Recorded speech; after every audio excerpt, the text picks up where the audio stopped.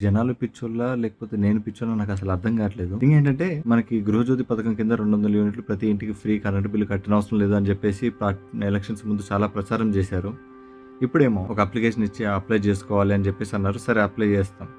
అందులో metre number అడిగారు. Okay. చాలా మంది హైదరాబాద్‌లో గాని, ఇంకెక్కడైనా గాని నాలాగా కిరాయి ఉంటున్న వాళ్ళే. అంటే రెంట్‌కుంటున్న వాళ్ళే. సో, ఇప్పుడు నేను ఒక మీటర్ నెంబర్ ఇచ్చేసి, ఆ మీటర్ మీద గృహజ్యోతి పథకం అప్లై చేసుకున్నాననుకోండి.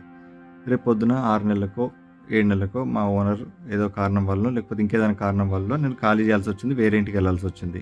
మరి అక్కడ ఆ ఇంట్లో ఆ మీటర్ పైన ఎలా? ఒకవేళ నాకు సొంత ఇల్లు ఉండాలి, నా సొంత మీటర్ ఉండాలి అంటే, సరే నాకే సొంత ఇల్లు ఉంటే 200 యూనిట్లు అంటే 1000, 1200 బిల్లు నేను కట్టుకోలేక సొంత ఇల్లు ఉన్నోడు బిల్లు కట్టుకోలేడా? అంటే సొంత ఇల్లు ఉంటేనే ఈ పథకం అమలవుతుందా? సొంత ఇల్లు లేని కిరాయి ఉన్న వాళ్ళు, లేకపోతే డబ్బులు లేని వాళ్ళు కదా లబ్ధి పడాల్సింది. ఏ విధంగా ఒక రెంట్‌కున్న వ్యక్తి, సాధారణ వ్యక్తి రేపు పొద్దున ఇల్లు మారితే అతనికి వేరే గృహం దగ్గర కూడా, వేరే ఇంటి దగ్గర కూడా ఈ గృహజ్యోతి లభిస్తుంది. అది కూడా కొంచెం అర్థమయ్యేటట్టు జనాలకు చెప్తే బావుంటదని నేను అనుకుంటున్నాను.